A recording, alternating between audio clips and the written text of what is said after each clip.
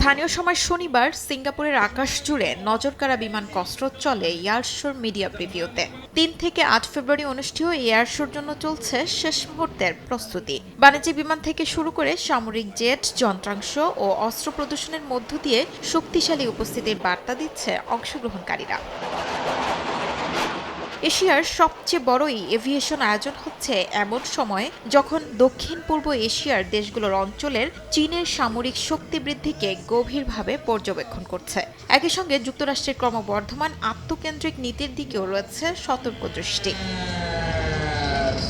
Air শোতে বিশ্বজুড়ে বিমান নির্মাতা, এয়ারলাইন, অস্ত্র প্রস্তুতকারী প্রতিষ্ঠান ও সামরিক প্রতিনিধি দলসহ প্রত্যাশা করা হচ্ছে ১,০০০-এর বেশি কোম্পানির অংশগ্রহণের।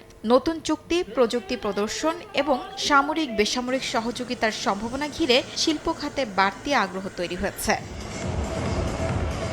মহামারীর ধাক্কা কাটিয়ে আবারও ঘুরে দাঁড়াচ্ছে বৈশ্বিক বেসামরিক বিমান চলাচল খাত। বাড়ছে যাত্রী চাহিদা, বহর সম্প্রসারণে এগোচ্ছে এয়ারলাইনগুলো। তবে নির্মাতারা এখনও সরবরাহ শৃঙ্খলের দীর্ঘস্থায়ী জটিলতা, যন্ত্রাংশের ঘাটতি ও বাণিজ্যিক বিধিনিষেধের চাপ সামলাতে হিমশিম খাচ্ছে।